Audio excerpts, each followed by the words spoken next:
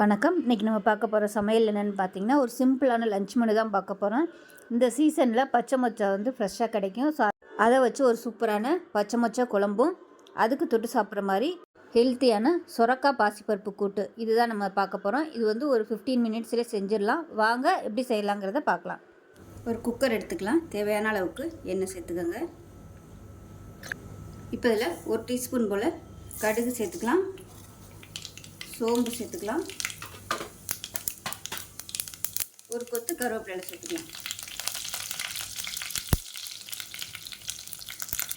இப்போ இதில் 2 பச்சை மிளகாய் சேர்த்துட்டு ஒரு கை அளவுக்கு பெரிய வெங்காயம் பொடியாக நறுக்குனதை சேர்த்துக்கலாம்.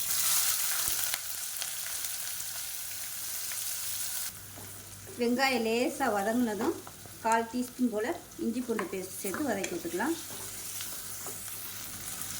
இஞ்சி பூண்டு பேஸ்ட்டு நல்லா பச்சை வாசனை போக வதக்கியாச்சு. 1 டேபிள் ஸ்பூன் குழம்புத்தூள், 1 டேபிள் ஸ்பூன் தனியாத்தூள், 1/4 டேபிள் ஸ்பூன் மஞ்சள்தூள், அதே மாதிரி ஒரு 1/4 டேபிள் ஸ்பூன் அளவுக்கு கரம் மசாலா சேர்த்துக்கலாம். இதையும் சேர்த்து நல்லா வதக்கிக்கலாம். இப்போ நல்லா வதங்கிடுச்சு. இப்போ ஒரே ஒரு தக்காளி மிக்சியில் அடித்து வச்சுருக்கேன், அதை சேர்த்துக்கலாம். நறுக்கி போடுறதுனாலும் போட்டுக்கோங்க. இப்போ நல்லா எண்ணெய் பிரிஞ்சு வரட்டும். இப்போ மிக்சியை அலசிட்டு அந்த தக்காளி அடித்த மிக்சியில் கொஞ்சமாக தண்ணி சேர்த்துக்கிறேன். இது நல்லா வதங்கி எண்ணெய் பிரிஞ்சு வரட்டும். இந்த தக்காளியோட பச்சை வாசனை நல்லா போகணும். இப்போ இந்த குழம்புக்கு ஒரு தேங்காய் பேஸ்ட் ரெடி பண்ணிக்கலாம். நல்லா ஒரு 3 டேபிள் ஸ்பூன் துருவின தேங்காய், ஒரே ஒரு பச்சை மிளகாய், ஒரு 5-6 சின்ன வெங்காயம், 1 டீஸ்பூன் போல் சோம்பு, 3 பச்சை மிளகாய், அதாவது 3 முந்திரி வச்சுருக்கேன். இப்போ இது எல்லாத்தையுமே நல்லா நைஸாக அரைச்சிக்கலாம். இப்போ எல்லாமே நல்லா வதங்கிடுச்சு. இப்போ இதில் பார்த்திங்கன்னா நல்லா ஒரு 1/4 கிலோ அளவுக்கு மொச்சை எடுத்திருக்கேன், உரிச்சிட்டு. இது வந்து ஃப்ரெஷ்ஷான மொச்சை. இப்போ இதையும் சேர்த்து நல்லா பரட்டி விட்டுக்கலாம். இப்போ உப்பு சேர்த்துக்கலாம். கொஞ்சமாக உப்பு சேர்த்துக்கலாம், பத்தலைன்னா லாஸ்ட்டாக சேர்த்துக்கலாம். இப்போ நல்லா வதக்கி விட்டாச்சு. இப்போ அரைச்சி வச்சுருக்க அந்த தேங்காய் பேஸ்ட்டை சேர்த்துக்கலாம். இப்போ மிக்சியை அலசிட்டு தண்ணி சேர்த்துக்கலாம். இன்னும் கூட தண்ணி சேர்த்துக்கலாம். இப்போ கொஞ்சமாக தண்ணி சேர்த்துக்கலாம். இதை நீங்கள் பெரட்டினாப்லேயும் வச்சுக்கலாம். கொஞ்சம் கிரேவியாக வச்சிங்கன்னா சாதத்துலேயும் போட்டு பெரட்டி சாப்பிட்றதுக்கு நல்லாயிருக்கும். குழம்புத்தூளில் காரம் இருக்கும், அதனால் காரம் வந்து நான் கம்மியாக தான் சேர்த்துருக்கேன். விருப்பப்பட்டால் நீங்கள் இன்னும் கூட மிளகாத்தூள் சேர்த்துக்கலாம் தனியாக. இப்போ குக்கரை மூடி வச்சிடலாம். மூடி வச்சுட்டு நல்லா ஒரு 3 விசில் விட்டுட்டு ஸ்டீம் போனதுக்கப்புறம் பார்க்கலாம். இப்போ குழம்பு எப்படி இருக்குன்னு பார்க்கலாம். இப்போ இதை நல்லா மிக்ஸ் பண்ணி விட்டுக்கலாம். உங்களுக்கு தண்ணியாக வேணும்னா இன்னும் கொஞ்சம் சுடு தண்ணி ஊற்றி கொதிக்க விட்டுக்கோங்க. இல்லை கொஞ்சம் இன்னும் நல்லா ட்ரையாக வேணும்னா கேஸ் ஆன் பண்ணி நல்லா கொதிக்க விட்டுக்கோங்க. இப்போ கொத்தமல்லி எல்லாம் சேர்த்துக்கலாம். அவ்வளோதான், அருமையான மொச்சை குழம்பு ரெடி ஆகிடுச்சு.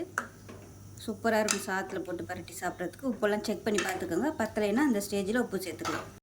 இப்போ ஒரு குக்கர் எடுத்துக்கலாம். இதில் 50 கிராம் பாசிப்பருப்பு, நல்லா ஒரு 3 டேபிள் ஸ்பூன் கடலைப்பருப்பு எடுத்திருக்கேன். இதை நல்லா கழுவிட்டு ஒரு 10 நிமிஷம் ஊற வச்சுட்டேன்.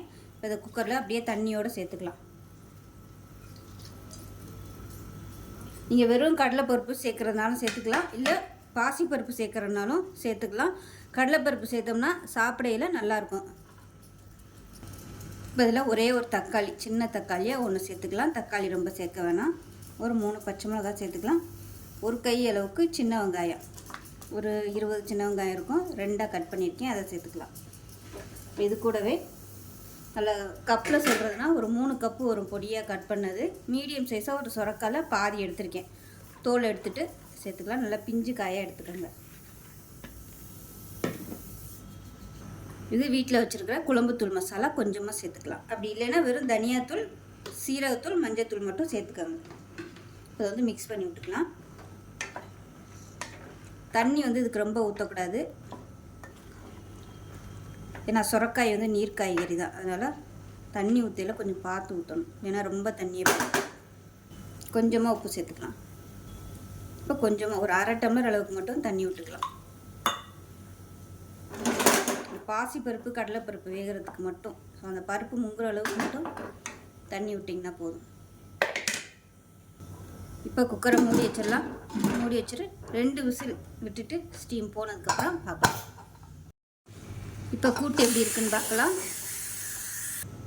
இப்போ பாருங்கள், நல்லா சூப்பராக வந்துருச்சு. இப்போ இதில் ஒரு 3 ஸ்பூன் அளவுக்கு துருவன தேங்காய், 1 டீஸ்பூன் போல் பொட்டுக்கடலை, 2 வெங்காயம், சின்ன வெங்காயம், 1 டீஸ்பூன் போல் சீரகம், இது எல்லாத்தையும் சேர்த்துருக்கேன். நைஸாக அரைச்சிக்கலாம். பொட்டுக்கடலை வந்து திக்னஸ் கொடுக்கறதுக்காக, இந்த தண்ணி சத்து எல்லாமே கொஞ்சம் நல்லா வற்றி கெட்டியாக வர்றதுக்காக.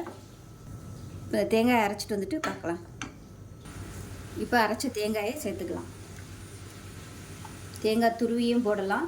துருவி போட்டு கொதிக்க விட்டிங்கன்னா ரொம்ப தண்ணியாக போயிடும். அதனால் இந்த மாதிரி பொட்டுக்கடெல்லாம் சேர்த்து தேங்காய் அரைச்சி சேர்த்தோம்னா கொஞ்சம் கூட்டு கெட்டியாக இருக்கும். இப்போ நல்லா கலந்து விட்டுட்டு மீடியமான ஃப்ளேமில் கொதிக்க விட்டுக்கலாம். இப்போ நல்லா கொதிச்சிருச்சு. இப்போ கேஸ் அமர்த்திடலாம். அமர்த்திட்டு இதுக்கு லாஸ்ட்டாக ஒரு தாளிப்பு கொடுத்துக்கலாம்.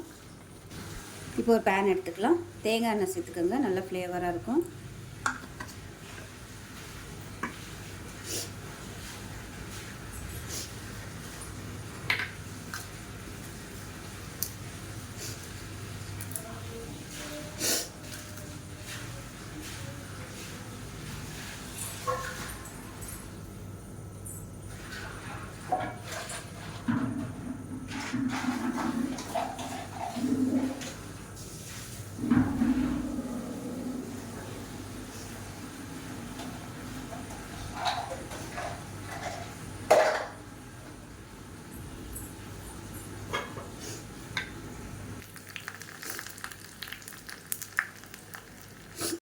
இப்போ நமக்கு அருமையான பச்சை மொச்சை குழம்பு, அதுக்கு சூப்பரான சைடிஷ்ஷு சொரக்காய் பாசிப்பருப்பு கூட்டு, ரெண்டுமே அட்டகாசமாக இருக்கும்.